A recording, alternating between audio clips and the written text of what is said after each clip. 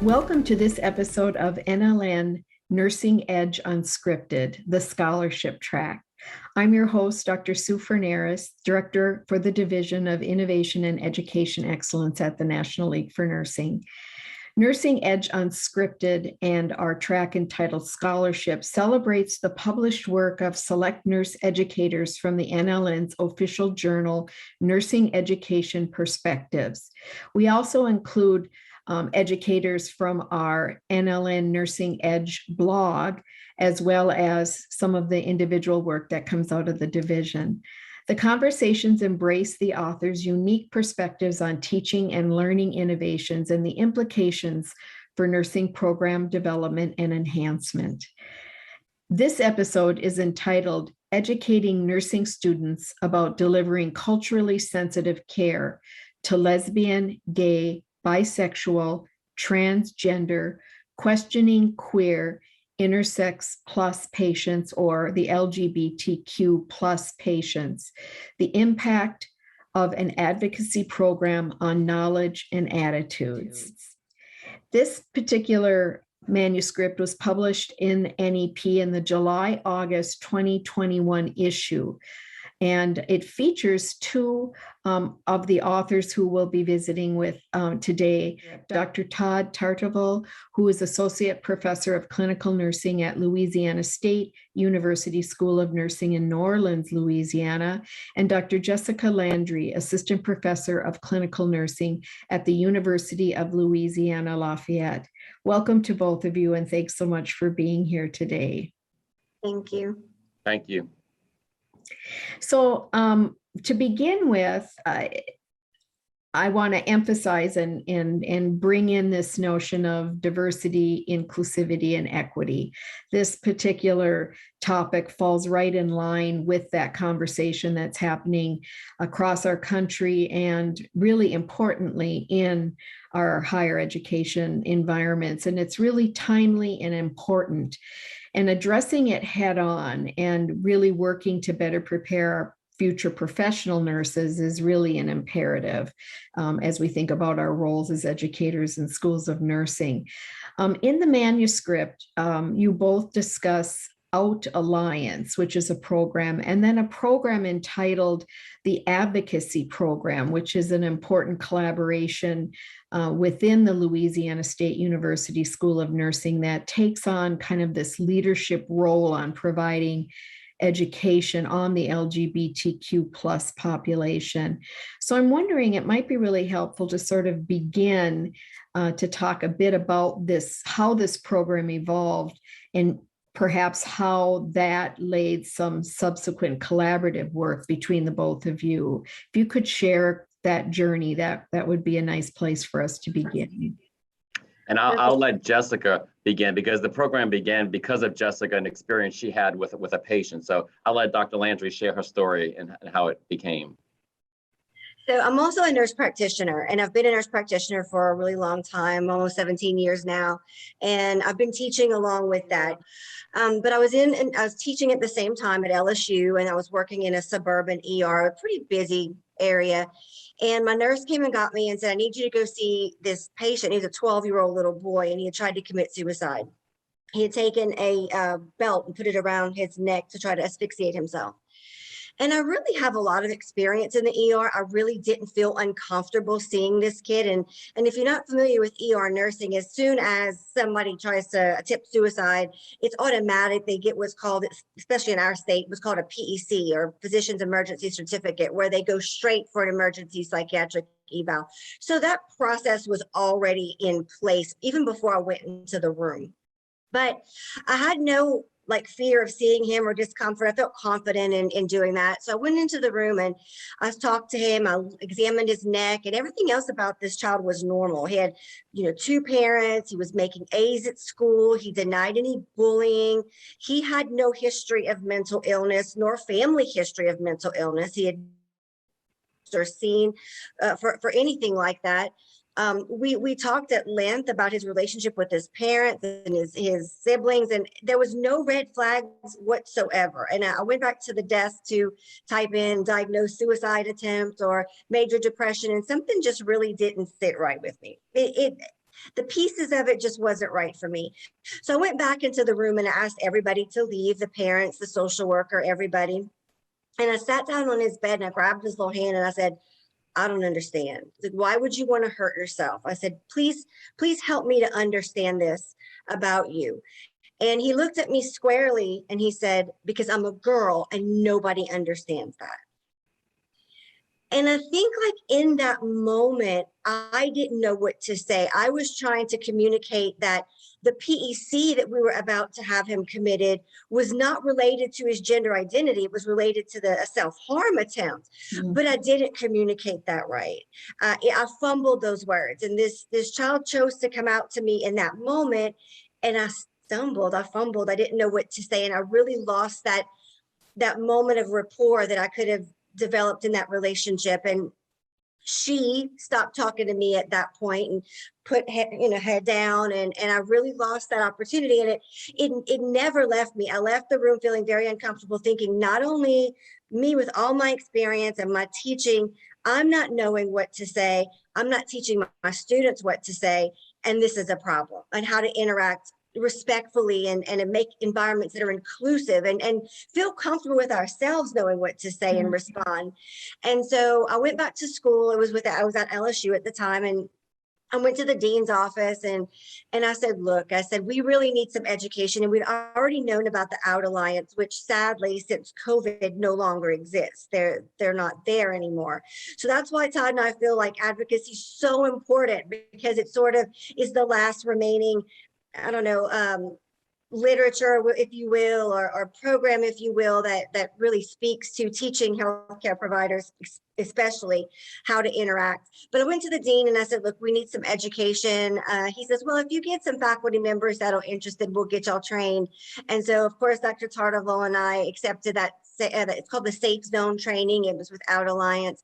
And then we kind of adapted their material with their permission and help, of course, to really tailor this general information about the LGBT community more towards healthcare providers, whether that's doctors, nurses, even intake people that accept patients into the office or hospital or what have you, and just how to be respectful communication, inclusive spaces. Anything I'm missing with that, Todd? No, I think you're explaining quite well how the program evolved. So with the collaboration with the Out Alliance, we created the Advocacy Program.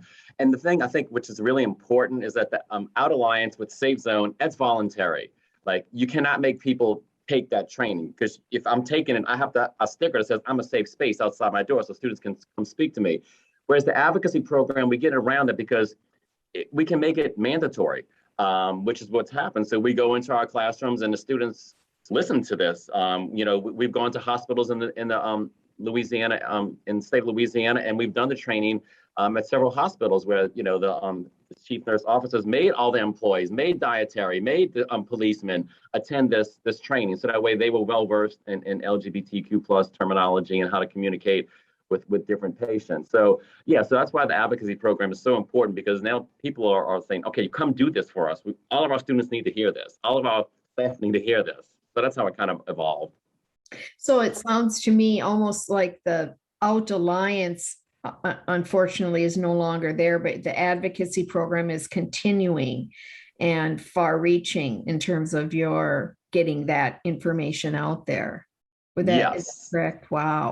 That is correct. Yeah. So it started off small. We're just doing our students here at the School of Nursing, and then we started off our continuing education program, and then the word got out, and then schools wanted us to come throughout the state of Louisiana, up to North Louisiana, Central Louisiana to do this training. And so we've done 6 schools of nursing and where we've hit all their students, which has been pretty exciting, which is the data in the research article. So then when you developed the program, how did the article emerge, or the study, the research emerge from that? Sure. So, I have a research-based doctorate, and that's why Dr. Landry and I work so well, because she's the clinical background. She's like, okay, this is what we need. And she's like, I don't understand the research stuff. You handle the research stuff. So I'm like, if we're doing this, we're going to collect data. And so, we went through the proper processes through IRB and worked with someone to, with an instrument, a couple instruments to use to collect the data. So we're like, if we're going to do this, we're going to see if we really have positive outcomes from the training. And that's how that evolved. Okay. So share a little bit about the question you had in terms of what it was you were attempting to try to learn, or perhaps put some science behind a feeling or belief you held about this. Yeah, so, I spoke to a couple other nurse researchers here at the School of Nursing, and we kind of came across some different things we wanted to really learn, like knowledge and attitudes with this sort of training. So I will say this is the first step, okay? We want to just kind of say, okay, what can we change? Are we able to change knowledge and attitudes based on this program? And we were. So obviously we have next steps, which is we're actually in collaboration with the University of Pittsburgh, who has a module that they've created on LGBTQ+. And so we're collaborating with them, where we're going to do a program where we're going to show their module to our incoming students, and then we're going to do parts of the advocacy training program, and then we're going to measure continually longitudinal, collect data as opposed to just a pre-post test cross-sectional, collect data longitudinally, and then at the end have a simulation to really see if they can put everything we've learned and take care of a patient who identifies as LGBTQ+. So we're building, yes. That's really exciting. I know the National League for Nursing is also, and part of the reason why I was particularly interested as I was reading about your study, the NLN received a grant from the Hearst Foundation to develop a series of faculty development resources to use in teaching their learners about the healthcare needs of the LGBTQ plus population. So we're in the process of adapting our Advancing Care Excellence series to incorporate that population. So a framework and 3 simulation scenarios, as well as teaching strategies. So it'll be a good blend, because this is really an emerging center of teaching and learning need that is missing from many schools. And they want it, but they need special resources for this, because it is a unique group population. In terminology, when you mentioned terminology, Jessica, that's huge. And the part that struck me in your story as you were talking was this notion of the patient that you were working with withholding that information.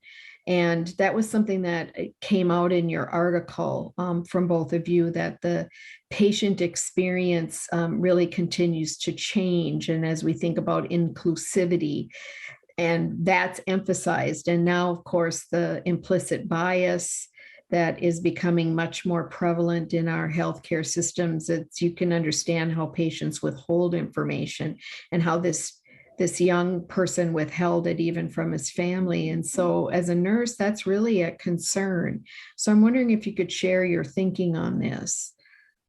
Well, I'll just say one thing about what you were saying before, going backwards with educating faculty. One thing that Todd and I have seen through this whole process is when you're working with the students, they get it. It really clicks with them for the most part. I mean, you have those outliers that, are special, but most of the time the students get it. It's our biggest, I don't want to say struggle, but our biggest sort of obstacle in some ways have been the faculty, and not that they're not willing to learn, but it's a lot that they don't understand. And so it's not that they're not trying, it's just they're afraid to speak up. They're not sure what to say. So I think there needs to be a lot of work with nursing faculty, because once the faculty is on board, the students just get right. it. Right, and that's so important, and several faculty do struggle with this because I've heard from students, and like in a health assessment class, they got on a discussion for some reason of Bruce Jenner, Caitlyn Jenner, and the faculty kept calling Caitlyn Jenner he, him, and the students like it's her, it's she, it's her, it's Caitlyn. But that's once again the faculty not knowing, not feeling comfortable, and then the faculty came and spoke with me. She's like, I always knew him as Bruce Jenner as an Olympian. I'm like, I get that, but he is now she, and likes to go by she, her, and hers, and Caitlyn. So we have to broaden our thinking and things like that. So like Jessica said, it's the faculty who need the most development with this, because if they're not comfortable, then they don't want to speak to students, because they want to feel comfortable and confident in what they teach. I mean, you're not going to stand in front of an audience and talk about pulmonary disease all day. I'm comfortable and confident, but if you talk, about LGBT, I'm gonna because I may not know as much. Yeah, that was. Yeah. Oh, go ahead. No, I was go just ahead. gonna say, as an educator, I don't want students questioning me. I want them to think that, okay, I know what I'm talking about. And if they see that I have a weakness, then how students can be, so I think that's a big fear of faculty. And I think the other piece to that is when you do have a faculty that's not comfortable, they're not against it necessarily. They just don't want to say the wrong thing. They'll be very quiet. And then the students interpret that as, well, they're opposed or they don't understand or when really it's more of a defense mechanism. Like, I don't want to offend anybody. So those are some of the challenges that we've seen.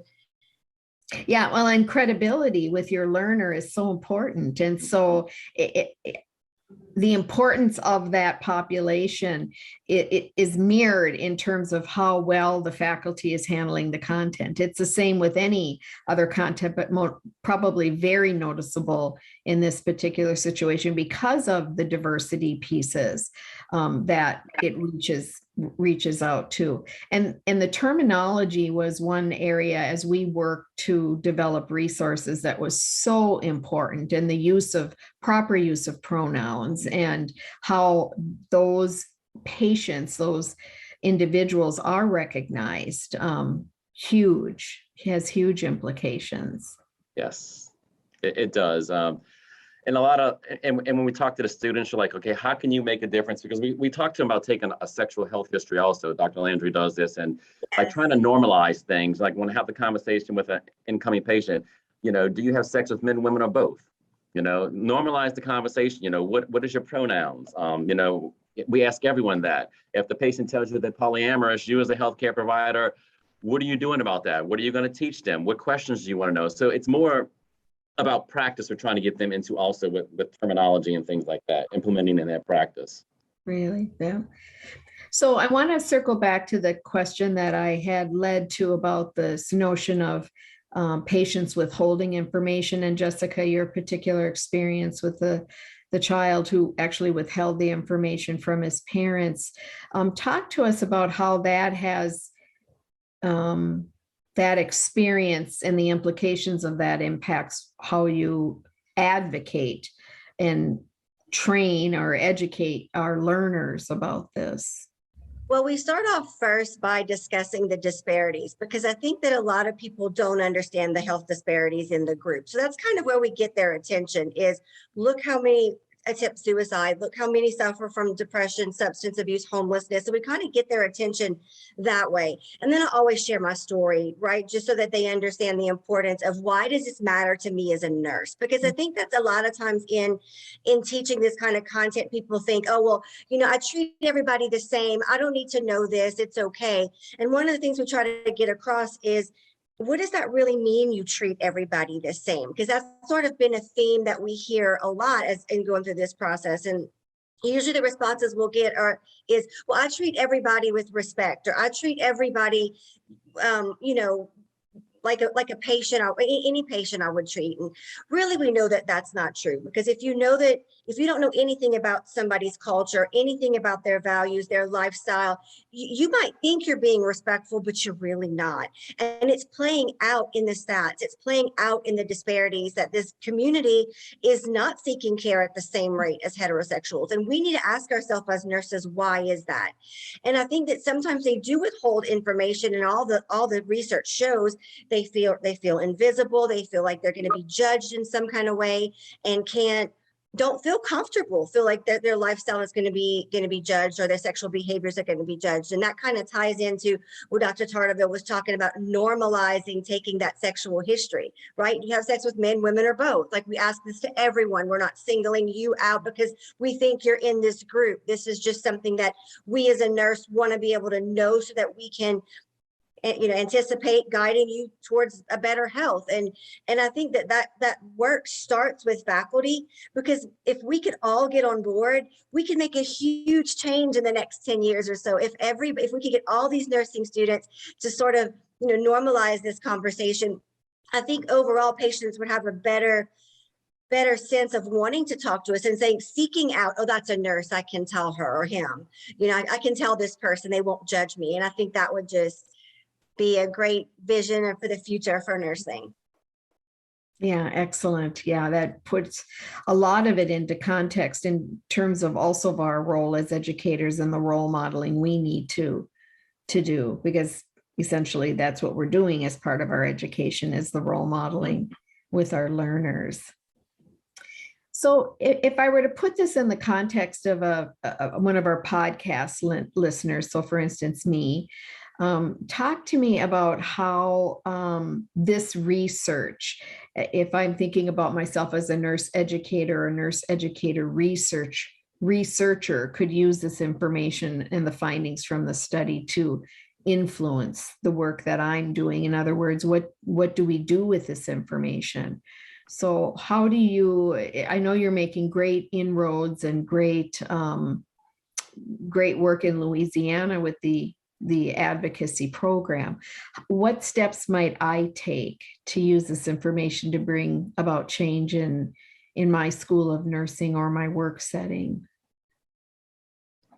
I mean, I think it's more about just normalizing it. Once again, looking at your curriculum, having it in the curriculum, first of all, but not making it like it's a special thing, like it's just part of everyday life. I think that's the biggest thing, is to just make it normal. You know, in health assessment in the first semester, our students, okay, let's look at intake forms. Okay, look at the intake form. How can we make it better as a nurse? You know, how do you become more inclusive? If they just have male, female on the intake form, well, we know that that's not appropriate, you know, and if I'm an LGBTQ patient and I don't identify as a male or female, then I'm not going to come back to you. And then once again, the disparities increase. So I think just normalizing it in the curriculum would go a long ways. Mm-hmm. My thoughts. What about you, Jessica?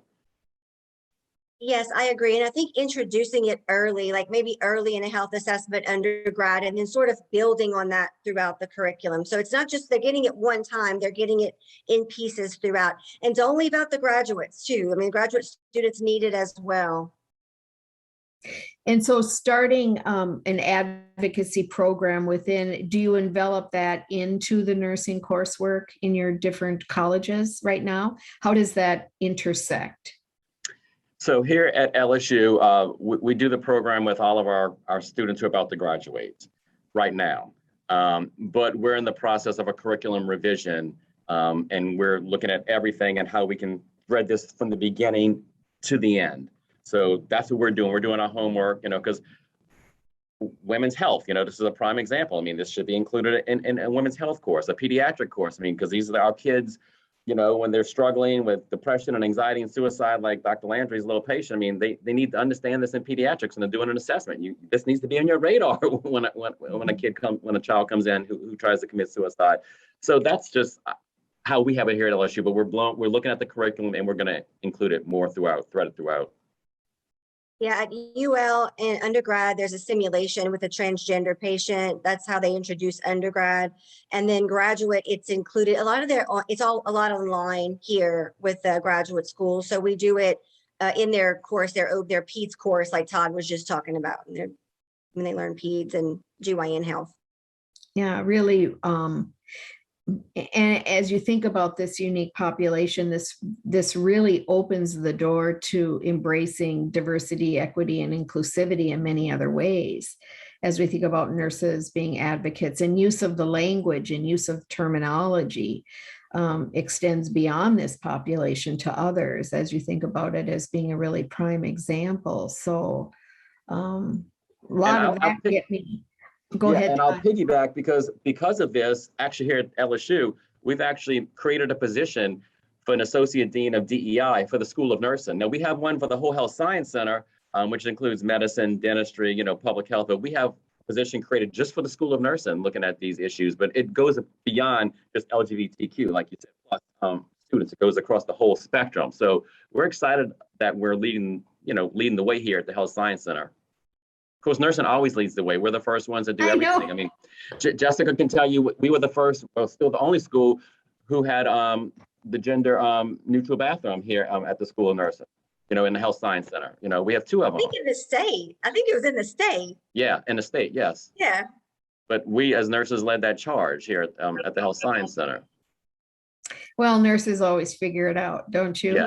I mean, you just know that it's you find a nurse and she'll find a solution to it, Yes. or an inroad somewhere. So, Right. well, you both are doing amazing work and such a timely and important conversation as we think about bringing forward our next generation of professional nurses. So thank you so much for taking the time to be with us this morning and sharing your wisdom and your scholarship. And I look forward to the ongoing work and publication as you move forward with this. Awesome. Thank you so much for having us. It's really an honor. I appreciate it. Yes, and I echo Jessica's words completely also. It's been great. Thank you. You're so welcome. And to our listeners, if you want to read more about the study and the work that Dr. Landry and Dr. Tartavoulle are doing, you can go to the July-August 2021 issue of Nursing Education Perspectives, Volume 42, and it features this article. So thank you again, all, and we'll look forward to your ongoing work. Thank you. Bye-bye. Thank you.